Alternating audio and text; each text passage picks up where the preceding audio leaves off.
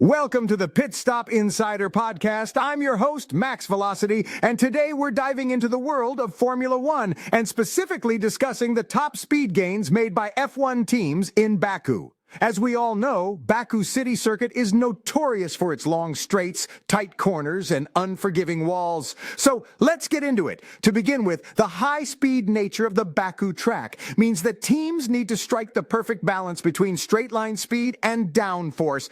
Teams often opt for a low drag setup to maximize top speed, which can be achieved by adjusting the wings and suspension components. This can make a significant difference as the reduced drag means less resistance on the straights, enabling the cars to hit those high speeds. One of the key factors that contributed to the gains made by teams in Baku is the power unit. Manufacturers such as Mercedes, Ferrari, and Honda have continued to push the boundaries of performance, allowing their teams to benefit from increased horsepower and improved efficiency. These gains have translated directly to higher top speeds on the track, giving the teams an advantage in the ultra-competitive world of F1. Another aspect that played a significant role in the top speed gains in Baku is the tire strategy.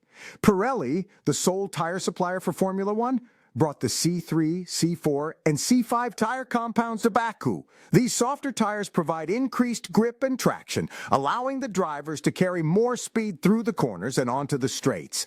Teams had to carefully manage their tire strategy, making sure they had the right compounds available for the race and that they could maintain the optimal tire performance throughout. Lastly, let's not forget the role of the drivers themselves. The challenging nature of the Baku City Circuit requires immense skill and precision. Drivers had to push their cars to the limit while also coping with the ever-changing conditions on the track. The ability to find the right balance between aggression and caution was key to achieving high top speeds and ultimately success in the race. In conclusion, the top speed gains made by F1 teams in Baku were a result of various factors, including low drag setups, power unit advancements, tire strategy, and driver skill. It's a testament to the continuous innovation and development in the world of Formula One as teams constantly push the limits of what's possible on the track.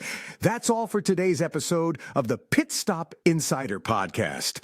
I hope you enjoyed our deep dive into the world of Formula One and the top speed gains made in Baku. If you enjoyed this episode, be sure to share it with fellow F1 enthusiasts and stay tuned for more exciting insights. This podcast was co-produced by Daniel Aronoff and Mogul Media AI.